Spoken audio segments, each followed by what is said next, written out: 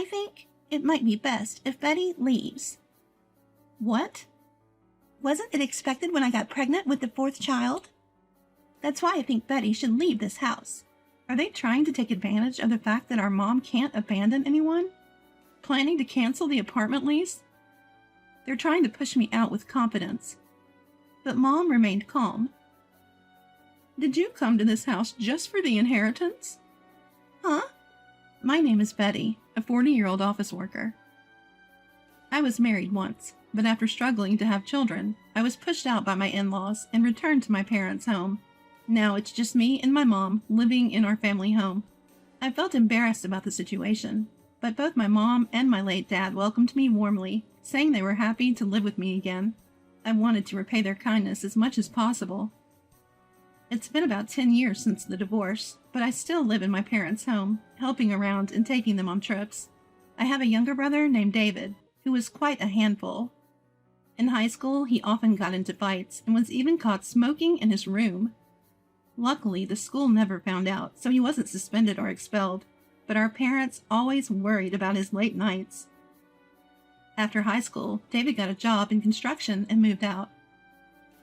We were relieved, but a few years later, when he got married, problems arose again. His wife, Mary, was a real piece of work.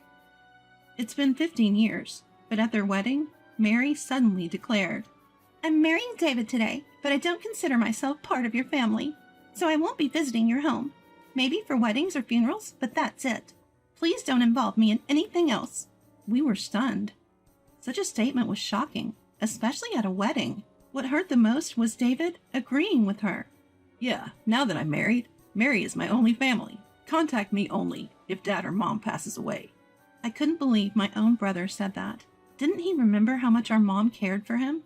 Even when I shoplifted, it was my mother who went to the store and apologized excessively.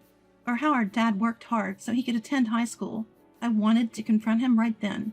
But it was his wedding, and many relatives were present, so I just listened in silence. But I was disappointed in both my brother and sister-in-law. I decided then that I didn't want anything to do with them.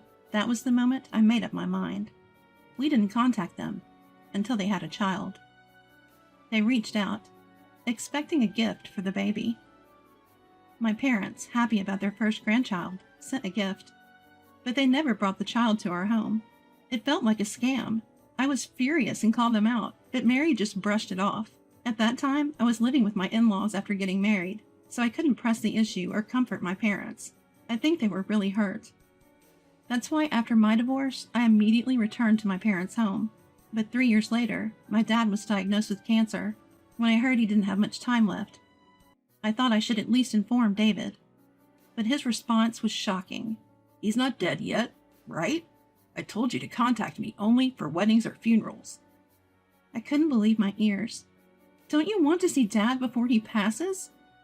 "Not really." Can't believe it. I couldn't understand how he could be so cold. "Fine, just forget it." "Just let me know when the funeral is." Would they really show up after saying that?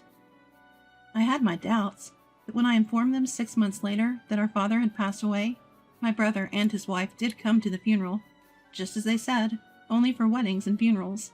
With mixed feelings, we proceeded with the funeral.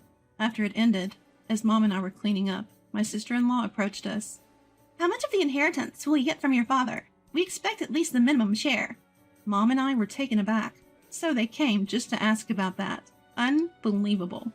Reluctantly, we decided to discuss our father's inheritance at our family home. Perfect timing. We'll have the lawyer present. Once the lawyer arrived, the discussion began. "How much am I getting?" "Considering Mom gets half, shouldn't David get more than Betty?" "Why?" "Well, what's a 40-year-old divorcee like Betty going to do with an inheritance? David, who has kids, should get more. Betty probably doesn't understand how expensive raising kids is. Plus, he's the eldest son and the heir to this house." My sister-in-law was making wild claims. I wasn't the reason we couldn't have kids. Tess showed the issue was with my ex-husband. But his family blamed me and kicked me out. We're not some aristocratic family with an heir or anything. It's strange to bring that up. "Are you just upset because you might get less?" "Enough. Let's leave it to the lawyer." Mom intervened, and the lawyer took over. The inheritance will be split equally between the wife and daughter. The son will only receive the minimum share, that's all. The lawyer's explanation was brief. My brother and his wife were furious. Huh? What do you mean? Why is David getting so little? This is unfair. The lawyer calmly responded. David never visited your father, even knowing he had limited time left. I was busy with work. Unfortunately, Betty informed your father about David's words over the phone. Only contact me for weddings or funerals. This made it clear David had no intention of visiting. Your father realized David didn't care and left this will, so you'll only receive the minimum inheritance. As the lawyer calmly explained, my younger brother kicked the chair and ran out yelling. My sister-in-law followed my younger brother. Feeling frustrated, my brother stormed out shouting expletives with his wife following him. I debated telling my father about that phone call, but maybe it was the right choice. He had resolved to no longer see David as his son. That decision probably led to this will. This happened 7 years ago. Now Mom and I still live together harmoniously. I've turned 40. Mom is 70 and needs care due to her weakening legs. I work during the day, so we have a helper, and I take care of her in the evenings. Then, out of the blue, my brother and his wife showed up. They said they came back to check on Mom. I couldn't help but be suspicious. How are you feeling, Mom? Feeling okay? I couldn't believe my brother's sudden kindness. Yes, I'm fine. But you seem to be struggling with your legs. I saw the helper's contact on the fridge. He's sharp when he wants to be. That's the only thing I notice very sensitively. Yes, but it's not too bad. Betty's here at night. Mom tried to deflect, but they persisted. Mom, I'm sorry. I've been terrible. I understand why you'd be upset about Dad. I genuinely want to make it up to you now. I feel the same way. Let me help with the caregiving. If we live here, you can also see your grandchildren. Wait, what? Grandchildren? Hold on, I thought you only had one child.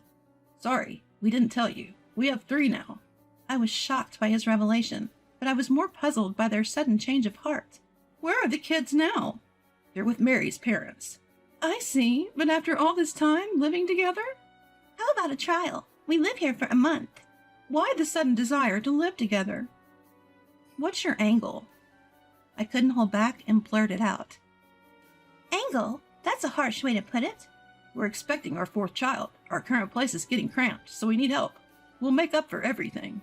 All right, so that was their game plan. Mom seemed deeply troubled. She had been let down by my younger brother time and time again, but she couldn't completely let go of her love for him. Well, let's give it a month and then decide. At those words, my brother-in-law and sister-in-law brightened up. Little did we know, this would set off a series of unbelievable events. And so our shared living with my brother's family began. My brother-in-law and sister-in-law had 3 kids, all boys, and they were quite a handful. But when guided properly, they were good kids. Surprisingly, my sister-in-law did her part in taking care of the household. Her housekeeping was a bit sloppy, but she did what she could. Well, she was also raising 3 young kids, so it's understandable. Then, the agreed-upon month was almost up. My brother-in-law and sister-in-law, feeling confident, seemed to think they could continue living in our parents' house.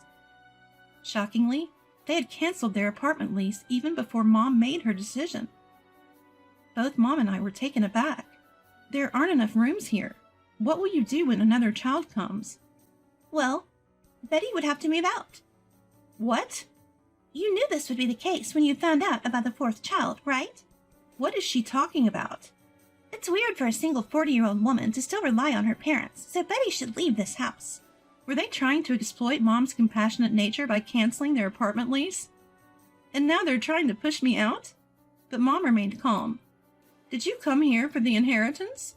What? What are you talking about, Mom? We're genuinely concerned about you. I remember my bank card going missing once. It reappeared 2 days later, but I had a bad feeling. Did you 2 steal and misuse it? What are you talking about, Mom? We would never do such a thing. Stop playing dumb. Did you secretly steal the house deed and change it to David's name? What? I was unaware of this. I couldn't believe my brother and sister-in-law would do such a thing. They were visibly shaken and sweating. seems quite upset.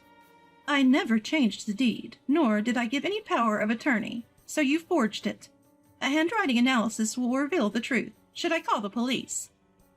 Police? They had clearly underestimated Mom. She was always sharp-witted. She had worked hard as an employee before getting married. Suddenly, my brother changed his tune and apologized. I'm sorry. We didn't get any of Dad's inheritance, so we thought we'd get something this time. Unbelievable. Such resentment. My sister-in-law, on the other hand, didn't even apologize. You're so stingy. We're family. You should share the inheritance. I value emotional bonds over blood ties. I'm utterly disappointed in you two. So, you really want to go to jail? Mom, I'm pressing charges. Please leave this house. But just watch. When Betty's time comes, David will get the inheritance. Once you commit a crime, you lose inheritance rights. What? Then our kids will inherit it when Betty passes. I might donate everything. And by the way, I have a boyfriend now, and we're planning to get married. What? So, you don't need to worry about me. I have someone to share my wealth with. Who cares about you? Can you please leave, or should I call the police to escort you out? My brother and sister-in-law hastily packed and left. They probably went to my sister-in-law's parents' house. Poor folks. Anyway, it's not our problem anymore. By the way, Mom pressed charges, and they were arrested. My brother lost his job. Raising 4 kids without money was tough for my sister-in-law. Rumor has it that her parents were furious and decided to take care of the kids until the couple saved up some money. That's probably best for the kids. I hope they reflect on their actions and change for the better. Meanwhile, to avoid any more surprises from my brother's family, Mom and I sold our parents' home and moved to a new apartment.